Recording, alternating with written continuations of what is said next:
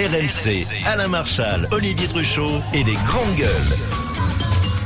Et on revient dans les GG sur la petite phrase de monsieur le ministre Claude Guéant à propos de l'immigration. On n'a pas besoin de maçons ou de serveurs issus de l'immigration. Est-ce une réalité, ce que dit Claude Guéant, pour qui aujourd'hui on dispose de la ressource nécessaire, hein. Ce sont ses propres termes à Claude Guéant, c'est-à-dire qu'en grosso modo on a des bons Français en fait qui pourraient prendre le job. Mais Denise Bombardier. Le problème de l'immigration ici, c'est comme vous avez une extrême droite qui est organisée, qui est loquace et qui est institutionnalisée. C'est sûr que quiconque tient un discours disons sur le bord du précipice sur l'immigration, ça pose problème. Alors moi je viens d'une société où il n'y a pas d'extrême droite, hein. Il y a des gens qui trouvent qu'il y a trop d'immigrants, mais il n'y a pas un parti qui porte ça. Alors donc à ce moment-là les gens peuvent dire ce qu'ils veulent, mais là ça prend une autre dimension chez vous. Mais puisque Guéant dit on n'a pas besoin de maçons, de serveurs ou de restaurants, en France on a la ressource. Alors pourquoi est-ce qu'ils font pas le job? Moi, c'est ça que je voudrais comprendre. Non, mais j'attends, moi aussi, une réponse dans ce domaine. Pas le job parce que c'est mal payé. C'est-à-dire, c'est les chefs d'entreprise, maçons, BTP et restaurateurs qui payent mal. Et il y a que les immigrés qui ont besoin de thunes, de toute façon, qui prennent le job.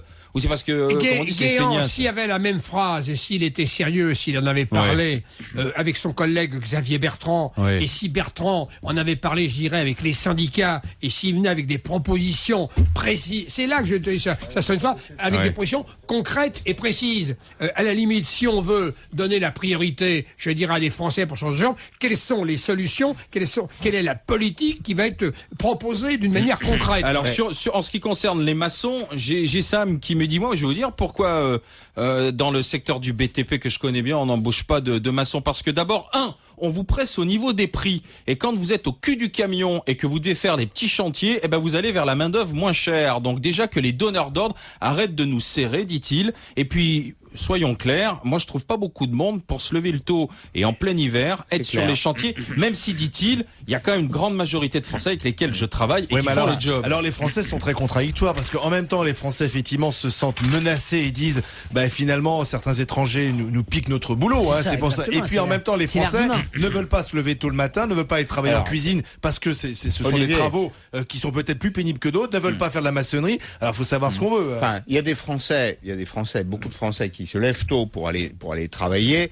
Sortons des généralités qui sont épouvantables dans ce domaine. Mais Claude Guéant, il en fait beaucoup des généralités. Oui, il en fait beaucoup. Ses propos, Ce qui est sûr, de mon point de vue, c'est que l'assistance que produit la société, elle est 2 fois contre-productive.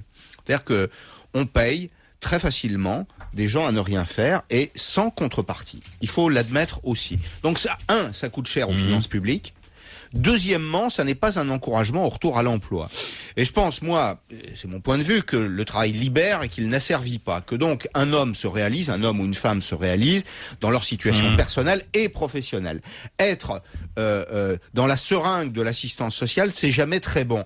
C'est une des raisons, très clairement, pour lesquelles, dans un certain nombre de métiers où il y a une vraie pénibilité, c'est-à-dire une très grande amplitude horaire, enfin, ne nous cachons pas derrière notre petit doigt. On a tous dit à nos enfants ou à nos voisins, tiens, je vais chercher quelque chose chez l'arabe du coin. L'arabe du coin, à 22h, 23h, il est encore ouvert. Il travaille, oui. Et il n'y a plus personne d'ouvert à cette heure-là. Ça, c'est des constats. Qu'est-ce qu'on fait puisque Claude Guéant dit... je viens de te le dire, on réduit la part de l'assistance et on exige des contreparties. Et ça fera des maçons et des cuisiniers? Ça fera des maçons et des cuisiniers parce qu'on a des maçons et des cuisiniers au chômage. Deux propositions concrètes. On a fait des efforts en France, mais notoirement insuffisants concernant l'apprentissage. Concernant le métier de maçon, on peut tout à fait, là-dessus, il peut y avoir un accord avec la Fédération des bâtiments et les partenaires sociaux et avec toute une démarche pour augmenter le nombre d'apprentis. Concernant la restauration et l'hôtellerie, là j'ai une proposition. On a baissé la TVA à 5,5. On l'a baissé, on nous a dit qu'ils allaient créer des emplois.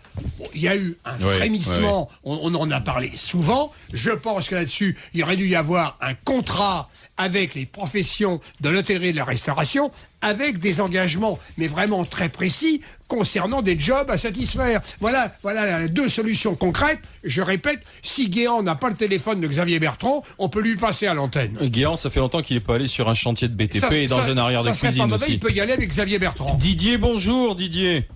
Oui, bonjour. Salut, chef d'entreprise Loire-Atlantique, bienvenue sur RMC dans les GG. Didier, comment vous, le chef d'entreprise, vous interprétez les propos de Claude Guéant, le ministre de l'Intérieur, Didier, alors?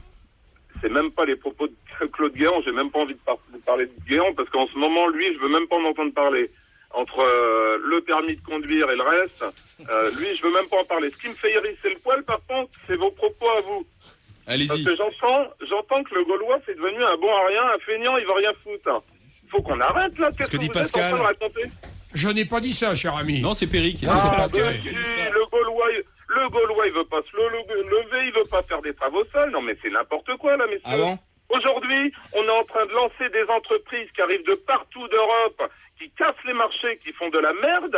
Nous, par contre, on essaie de conserver une qualité de travail et on forme nos Gaulois. Et là, vous êtes en train de raconter qu'on a besoin des étrangers pour faire nos travaux. Mais arrêtez. Donc vous êtes en train de nous dire qu'on a besoin finalement d'une main-d'œuvre pas chère. C'est ça? Non. C'est le problème. C'est la situation actuelle à cause d'entreprises qui font venir de la main-d'œuvre étrangère qui cassent les marchés. Et nous, derrière, on n'a plus de quoi payer notre vraie main-d'œuvre. C'est ce que disait le mail. Didier, c'est le mail que je lisais tout à l'heure de cette personne d'Olivia qui disait, dites donc, quand on voit les prix qui sont demandés par les donneurs d'ordre, au cul du camion. Donc en fait, c'est pas une question de compétence. Son expression. Pardon, donc c'est pas une question de fainéantise. Non, vous êtes Français. Ils sont trop chers les Français en fait. Didier, vous me mettez en cause sur cette histoire de Français. D'abord, j'ai pris soin de dire que les Français n'étaient pas tous dans le même sac. Mais je voudrais attirer votre attention sur un fait. Nos voisins allemands, par exemple.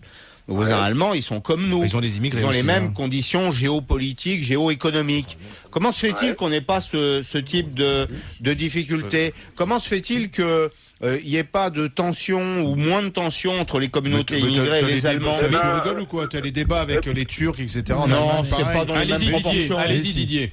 Ils rencontrent exactement le même problème parce que j'ai travaillé aussi en Allemagne. Ils rencontrent exactement le même problème, sauf que eux, ils n'ont pas des rouges qui s'appellent CGT qui foutent la merde partout.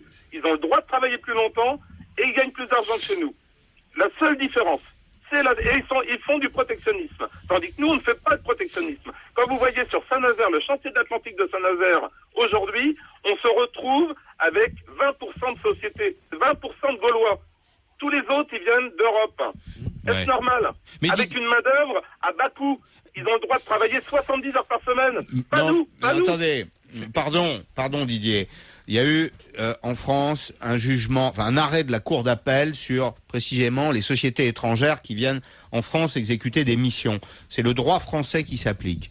Si maintenant les inspecteurs du travail, qui sont champions du monde pour aller emmerder les artisans et les commerçants, ne sont pas capables d'aller au chantier de l'Atlantique à Saint-Nazaire pour vérifier que la durée du temps de travail et les conditions de travail sont respectées. Ils le font. Ah bon? Non, mais Pascal, moi je trouve que Claude Guéant, il s'attaque une fois de plus à la mauvaise personne. Il veut s'attaquer finalement aux chômeurs feignants qui refuseraient de travailler. Or, il y a déjà des règles qui sont mises en place par Pôle emploi. T'as pas le droit de refuser 2 fois de suite un travail. Il devrait s'attaquer effectivement aux entreprises, comme le dit notre Didier, qui emploie de la main-d'œuvre étrangère. Allez, le mot de la fin, sinon on n'aura plus de temps. Je voudrais réagir pour les chantiers de l'Atlantique. Je rappelle que la France, on m'a dit que c'était formidable, est actionnaire à hauteur de 35%. Et que le président de la République connaît bien le dossier. Il y va régulièrement, mon cher Didier. En profite, comme c'est la Saint-Didier, je voulais vous souhaiter une bonne fête, Didier. Salut Didier, merci d'avoir alimenté le débat des GG. Dans un instant, le match des grandes gueules.